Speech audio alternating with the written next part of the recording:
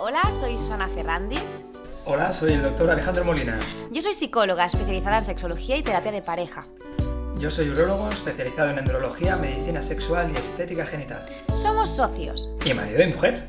Bienvenidos a Sexualidad al Cuadrado, el primer video podcast donde se tratan temas desde dos perspectivas profesionales y personales diferentes.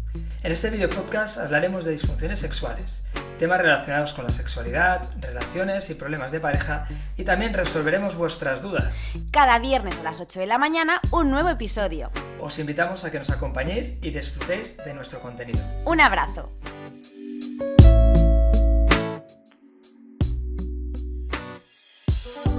Buenos días. Para empezar el viernes vamos a empezar otra vez con un tema calentito, como el viernes pasado. Vamos a lanzar una pregunta. ¿Cómo nos gusta, doctor Molina, empezar con preguntas? Aquí siempre la pregunta te lleva a respuestas. Exacto. ¿Cuál es la pregunta? ¿Es la fidelidad antinatural?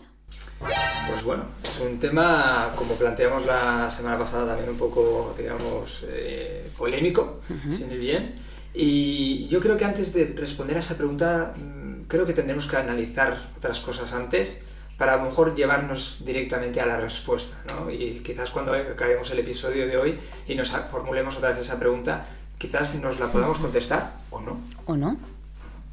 Entonces, vamos a hablar de qué consideramos por infidelidad, porque claro, al final no creo que la infidelidad sea un concepto que sea absoluto, ¿no? Sino que creo que es una cosa más arbitraria y que cada uno a lo mejor establece sus normas, ¿no? Sí, exacto. Al final es el cumplimiento de compromisos que se han establecido en la propia pareja. Entonces, lo que para unos es fidelidad, para otros puede ser que no. Exacto, es decir, al final cada uno pone sus límites, ¿no? Y incluso hasta relaciones sexuales, digamos, consentidas por la pareja, no se considerarían dentro de lo que es la infidelidad. Sí, mira, además esto lo comentamos mucho desde el sofá de nuestra casa, ¿verdad? Viendo la Isla de las Tentaciones, que como estudio sociológico es maravilloso. Y bueno, aquí se ve como la presentadora les dice cuáles son los límites para que suene la alarma, ¿no? Entonces esos límites son los que cada uno marca en su relación para considerar o no lo que es una infidelidad. Correcto, al final no deja de ser un tipo de contrato, entonces al final tú determinas si hay un incumplimiento o no, si tú previamente lo has hablado, lo que previamente has pactado con esa persona, porque es verdad que tradicionalmente consideramos que infidelidad está lo que es el acto sexual o lo que es a lo mejor incluso la parte también más emocional, ¿no? Porque se sabe que los hombres y mujeres tienen una tendencia a infidelidad, a considerar una infidelidad de mayor magnitud cuando es, digamos, sexual o emocional, ¿no? Que no es lo mismo. Entonces... Sí, pero normalmente pensamos infidelidad y ya damos por hecho que es un beso, una caricia, es algo más físico, ¿no? Y en realidad va mucho más allá también de eso, ¿no? Infidelidades que además son puramente afectivas. Correcto, y a veces pueden tener la misma devastación sobre el ser humano que un acto sexual, ¿no? Que esto hablaremos un poquito más adelante, ¿no? De las consecuencias de la infidelidad a nivel psicológico. Pero comentando un poquito más de, digamos, en terminologías o en cosas más, digamos, más básicas, ¿no? También tendríamos que entender, pues, si el ser humano es monógamo o es polígamo. Bueno, antes de entrar en esto, me gustaría primero puntualizar la diferencia entre fidelidad y lealtad. Y lo veo también fundamental a la hora de luego trabajar con parejas que quieren reconstruir la pareja después de algo como una infidelidad. Entonces, ¿por qué es importante? Pues porque muchas personas vienen pensando que su pareja les ha sido infiel, pero a veces, además de infiel, le han sido desleal a uno. Y entonces, al final, la situación cada vez se va poniendo como peor, ¿no? Al final la deslealtad es cuando hablan mal de una persona, ¿no? Estas personas que hablan mal de sus parejas o que cuentan sus secretos o sus intimidades, ¿no? Entonces ahí hablaríamos algo más de deslealtad, que va muy en relación con los valores y principios de la propia persona, ¿no? El respeto, el amor por tu pareja. Entonces, una persona puede ser infiel, pero no puede ser desleal. Es decir, yo te he engañado con una persona, pero nunca he hablado mal de ti, nunca he contado cosas íntimas tuyas. Entonces hay parte de confianza de esa pareja, esa parcela, que no se ha perdido. Y esto nos ayuda mucho luego a reconstruir esa infidelidad. Entonces, que no haya deslealtad nos ayuda a reconstruir la relación cuando solamente ha habido una infidelidad. Cuando ocurren ambas es cuando todavía es más complicado, pero no imposible, ¿eh? Esto es un tema también a debatir. Muy bien. Pues volviendo un poquito al tema de la... Ahora sí. Porque claro, esto es interesante, ¿no? Además muy polémico, ¿no? Se considera si por naturaleza somos monógamos o somos polígamos. Y habrá opiniones para todos los gustos y explicaciones para todos los gustos. Desde el punto de vista biológico o incluso más antropológico también eso, pues el ser humano inicialmente se consideraría que sería un ser polígamo, como prácticamente la mayoría de las especies animales. Es decir, el 5% de los animales son polígamos, el 3%, el 5% solamente de los animales son monógamos, dentro de los mamíferos solamente el 3% son monógamos, y dentro de los primates, que serían el grupo que más cercano a nosotros, solamente un 30% son monógamos. Con lo cual tendríamos, digamos, que pensar que, pues bueno, la tendencia sería más bien a ser polígamo, ¿no? Y es cierto que eso en muchas especies pues les permite una mayor supervivencia, y por su núcleo, digamos, organizativo, pues hace que la supervivencia de la especie sea mayor. Pero el ser humano, como en otras tantas cosas, también tiene sus particularidades y ha permitido poder evolucionar hasta el punto en el que estamos hoy en día. Y el ser humano pues también evolucionó en cuanto al ser polígamo y pasar a ser monógamo, y estamos hablando ya de prácticamente 2 millones de años, que no es una cosa que haya sido un invento de ahora, que a veces la gente dice, no es una moda, no es una moda que ahora pues decimos que somos monógamos y realmente siempre hemos sido polígamos. No es tan así. Es decir, al final se han generado una serie de hechos, digamos, importantes para la especie, que han visto que el ser monógamo pues ha permitido una mayor evolución, pero incluso hasta un mayor desarrollo a nivel cerebral, ¿no? Y diferenciarnos del resto de primates. Entonces estamos hablando que el ser monógamo al final nos ha permitido pues cuidar mejor de nuestras crías, evitar enfermedades de transmisión sexual, permitir una mayor, digamos... salvaguardar la riqueza, ¿no?, de las familias. Es decir, poder generar núcleos familiares y urbanos más grandes, etcétera, etcétera. Es decir, al final, hoy estamos donde estamos, entre otras cosas, por ser monógamos.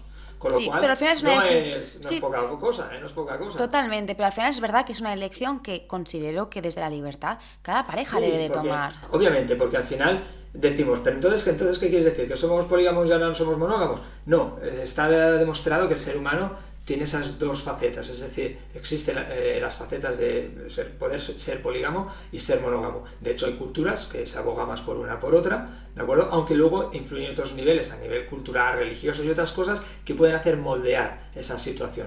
Pero por, digamos, naturaleza intrínseca, el ser humano tiene esas dos herramientas y dependiendo de la genética de cada uno y obviamente luego del entorno, pues va a direccionarse más hacia un camino o hacia otro. ¿De acuerdo? Claro. Entonces se ha visto, pues eso, también genes que están relacionados incluso con la infidelidad, que están relacionadas con pues, los receptores de la dopamina, la oxitocina, la vasopresina, que básicamente son todas aquellas hormonas que están un poco relacionadas con el placer, con la confianza, con los mecanismos de recompensa, y todo eso hace pues que tengas esa predisposición a ser de un camino o de otro. Entonces, bueno, claro, es una cosa que a veces la pregunta de ¿somos monógamos o somos polígamos? Pues depende. Bueno, depende, porque también es verdad que, por ejemplo, el pingüino emperador, ¿no?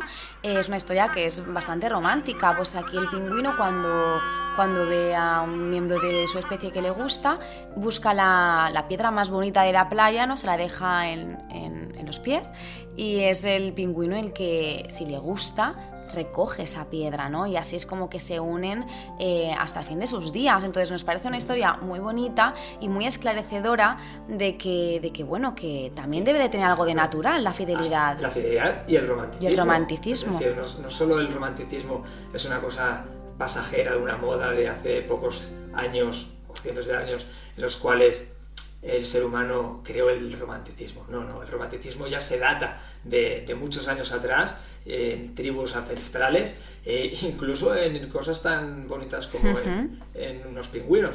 Con lo cual, realmente, el romanticismo, el amor, los celos, al final son herramientas y rasgos o digamos factores que han ido apareciendo en el ser humano, que se han desarrollado precisamente para poder defender esta monogamia, es decir, son herramientas que sustentan la monogamia. Aquí parece que se está hablando de herramientas desde un punto de vista positivo, ¿no? Luego están los celos patológicos, pero bueno, Sí, esto sería otro exacto. tema, pero vamos, que realmente son herramientas que desde... Sí, bueno, herramientas o rasgos, es decir, los celos es un hecho que está ahí, es decir, no es una cosa que, se tiene celos o no, lo que puedes tener es celos patológicos o no. O más funcionales. Pero al final es un hecho en sí que lo que hace es un poco encaminarte hacia la monogamia. Es más, podríamos incluso poder hablar que aquellas personas carentes completamente de celos seguramente tienen más esa tendencia hacia la poligamia. Claro, sí. O sea que, por eso que es importante un poquito diferenciar todas estas cosas para poder un poco encaminar un poco la pregunta de la que hablábamos al principio. Además de lo que comentabas, que es muy interesante, también luego está el tipo de apego, ¿no? El tipo de apego que tiene la persona que tiene más tendencia a ser infiel. Pues, por ejemplo, el tipo ansioso o el apego desorganizado son perfiles que tienden a ser más infieles. En cambio, el apego evitativo suelen ser perfiles que no tienen esta tendencia. Esto es muy importante porque también cuando vienen en consulta, ¿no? y te piden que les ayudes, ¿no? A pasar esta situación complicada, también lo que se hace es evaluar el tipo de apego de la persona que ha sido infiel, ¿no? Para ver si tiene también estos rasgos de mayor tendencia y desde este punto también darle herramientas y poder ayudarle. Sí, ¿no? A ver, al final, obviamente, es lo que comentábamos, es decir, hay una base biológica, genética, factores psicológicos, ambientales, culturales, que al final todo el conjunto ese es el que va a hacer que una persona pueda ser o no, al final ser infiel, ¿no? Exacto. Y la motivación pues también va a diferenciarse, y va a diferenciarse obviamente de cada individuo, pero también es verdad que hay una diferencia entre sexos, es decir, los motivos que propician la infidelidad en el hombre no son los mismos que en la mujer. No, desde luego que no. Luego también está el poder y el nivel económico, ¿no? Pues que normalmente las personas que, ya hay bastantes estudios que así lo confirman, que es cuando las personas tienen más poder o nivel socioeconómico, tienen más tendencia a ser infieles, también porque tienen más acceso, ¿no? a otras personas y también son para otras personas más apetecibles, ¿no? Por así decirlo, entonces tienen más oportunidades. Sí, y aquí es interesante también hacer hincapié un poquito también lo que hablábamos un poco de lo de la isla de las tentaciones, que ahora está tan de moda. Y es que la tentación en sí y el exponerte a una situación es un factor también de riesgo para cometer una infidelidad, independientemente de que sea una persona o no que tenga esa predisposición, digamos, a ser infiel. Claro, es que al final te hacen un traje a medida, claro, están buscando un perfil. La frase es aquella de quien evita la ocasión evita el peligro. Pues un poco esto es verdad. O aquello de que al final quien busca el fuego, pues claro, te acabas quemando, ¿no? Y no significa que es que tú tengas que ser inmune al fuego, o es que, es decir, al final es verdad que determinado tipo de situaciones, pues al final predisponen y un poquito... Y sobre todo el perfil, si buscan un perfil hecho a medida para ti, con los gustos que tú tienes y un poco en la persona que tú te fijarías fuera, ¿no? de la isla, pues al final es que te están prácticamente empujando a esa situación. Y encima en un entorno pues idílico, fuera de lo que es la convivencia, de fiesta, la convivencia diaria que obviamente tiene cierto desgaste, etc. Es decir, al final obviamente, pues eso, ¿no? Es decir, es toda esa exposición también idílica que al final conllevan a una tentación, y la tentación al final es algo real, es decir totalmente. No aquello que dice, ay no, la tentación, pues yo eso no va conmigo, no, es decir, es un factor de riesgo que existe, igual que pueden existir otros factores genéticos, culturales y demás. Sí, otro factor muy interesante es la dependencia económica. Este factor también es para un tema aparte, ¿no? El 5% de las mujeres que son dependientes económicamente son infieles, frente al 15% de los hombres. También es un dato que considero muy revelador. Sí, bueno, hay muchos factores al final que es lo que decíamos, es decir, al final la genética marca una tendencia, y luego hay determinados aspectos, ¿no? más externos que al final pues bueno hacen que haya una mayor o menor predisposición al tema de la infidelidad.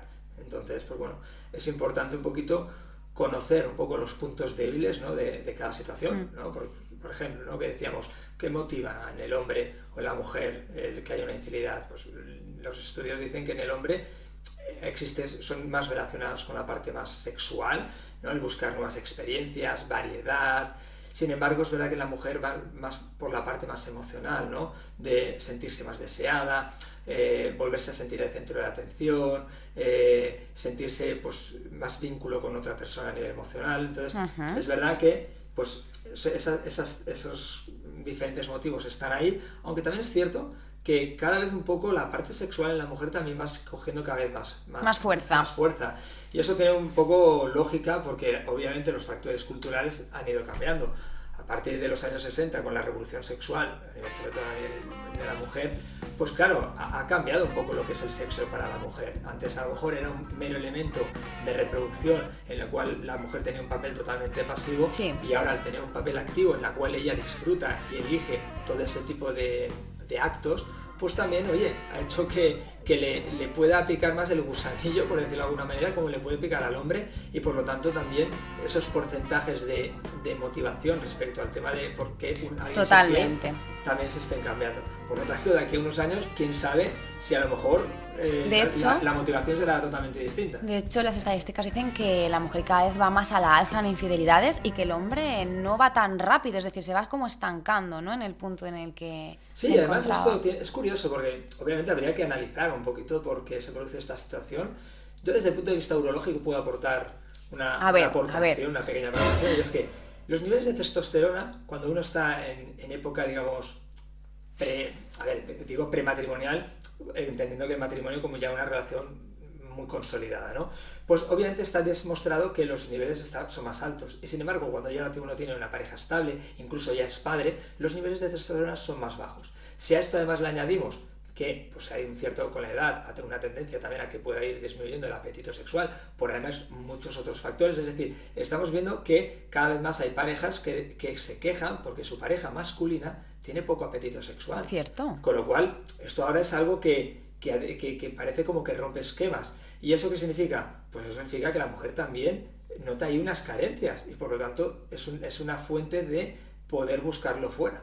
Cosa Totalmente. Que antes solamente se planteaba en el caso opuesto, ¿no? Es decir, mi mujer no tiene deseo, pues me lo busco fuera. Pues a día de hoy las tornas están Totalmente, cambiando. En consulta además cada vez se ve más como vienen las parejas justamente con lo que estabas comentando, la mujer diciendo ¿qué le pasa? Que yo quiero más, que quiero más. Exacto. Y bueno, esto hace que sea importante, ¿no? El poder un poco tener en cuenta que quizás en los próximos años el concepto de infidelidad pueda ir cambiando. Puede ir variando, es dinámico, exacto. Incluso cosas que a lo mejor hoy consideramos como infieles, a lo mejor dentro de unos años las naturalizamos. Sea algo como que no. Es decir, totalmente. Entonces, bueno, un poco para ir concluyendo sobre el tema, comentábamos antes un poquito de la infidelidad, cómo afecta al individuo, porque claro, nosotros consideramos la infidelidad, todo igual, pero realmente la connotación de la infidelidad, ¿por qué la consideramos negativa, ¿no? Es decir, ¿qué es lo que produce en el individuo, en la pareja, en la familia, en el entorno social, la infidelidad?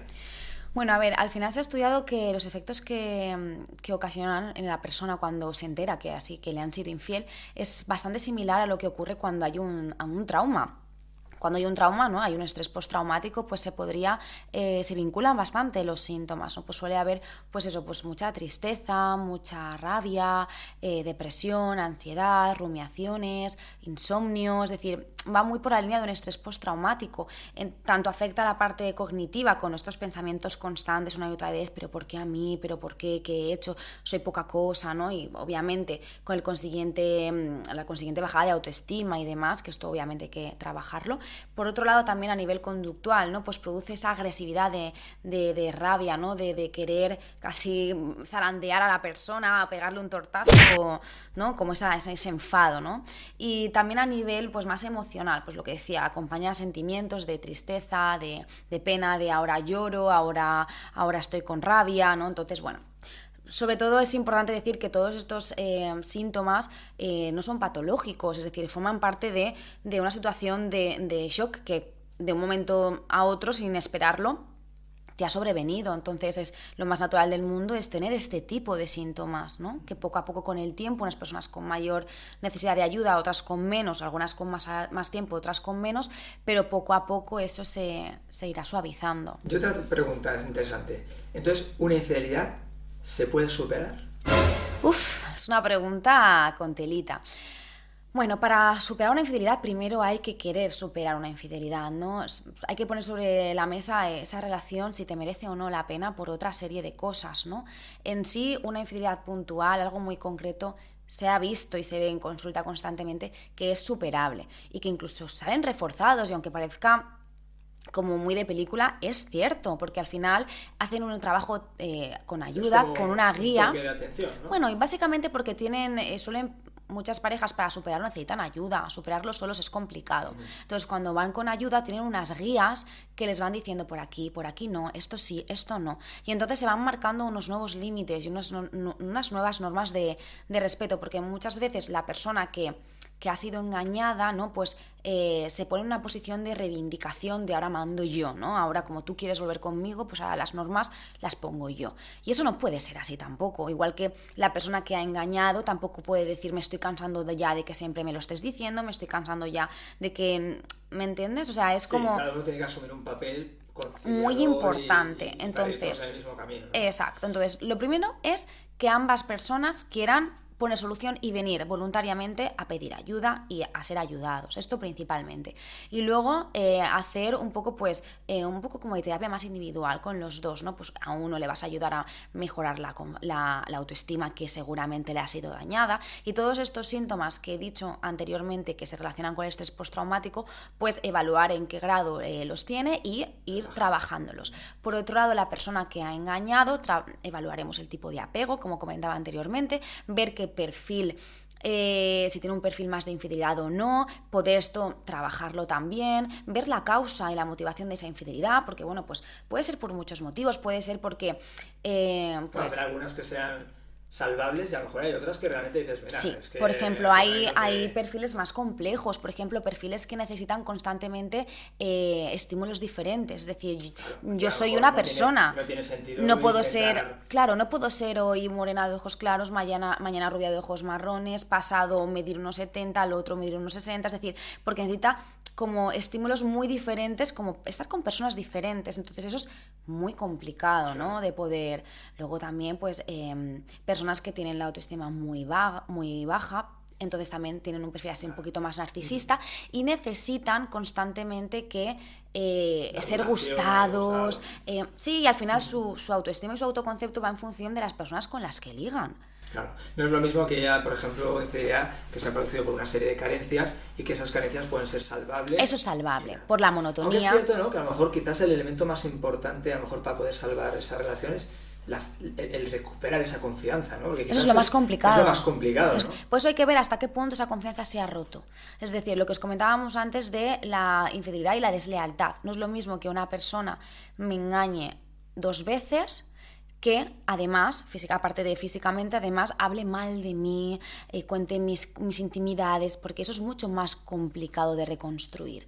Entonces tendremos que ver hasta qué punto está dañada la relación e intentaremos reconstruirlo. De todas maneras, la terapia de pareja, su objetivo fundamental, bajo toda costa, no es preservar esa relación, no, es que se continúe o no, pero que esa relación termine o continúe de la mejor manera posible. Es decir, aunque lo dejemos... Sería casi como la isla de las tentaciones, que te quieres ir solo. Exacto, es un poco esa línea, pero siempre manteniendo un respeto, un irse cada uno por su lado, pero sin esas heridas. Cerrar heridas, porque quien no tiene heridas acaba apuntándote un brazo. Sí, porque quien no tiene heridas de una relación de hace un montón de tiempo, ¿no? Y tiene esas carencias ahí y ese dolor. Incluso esas carencias que a lo mejor no las has cerrado en ese momento, las arrastras para futuras relaciones. No, totalmente. Eso es lo que suele ocurrir. Luego la puedes arrastrar en nuevas relaciones y te puede hacer que tu relación luego no vaya bien por una falta de confianza que en ese caso no está fundada, pero sí que la llevas arrastrando de otra relación que no cerraste bien. Totalmente, entonces es fundamental. ¿Se puede superar una infidelidad? Sí, pero sobre todo hay que querer, buscar a alguien que nos ayude y ponernos manos a la obra, sabiendo que va a ser un tiempo duro para ambos y que tenemos que ser ambas partes de la pareja, intentar ser comprensivos. Incluso la persona que ha sido engañada tiene que intentar, de cierta forma, entender a la persona que tiene enfrente de qué le ha llevado a esa situación, aunque suene muy duro, si realmente se quiere solucionar esa situación. Muy bien. Pues nada, Susana, yo creo que con esto por hoy... Mi frase. Acabamos con la frase. Y bueno, y perdona, primero con la pregunta de al principio. Eso. De creemos si la infidelidad es natural o no. Pues fíjate todo lo que digo. Quiero que los oyentes tomen la pregunta, la respuesta por sí mismos, con todo esto que hemos hablado, con sus opiniones también, y que sean ellos a ver qué es lo que opinan, o si ellos mismos se catalogan de los que tienen a la poligamia o a la monogamia. Exacto, ¿qué opináis? ¿Qué opináis vosotros? Nos interesa vuestra opinión. Y para terminar, la frase: he tenido que aprender a protegerme de quien mientras me traicionaba me decía confía en mí. Ahí lo dejamos. ¡Feliz viernes! Muy bien, nos vemos pronto.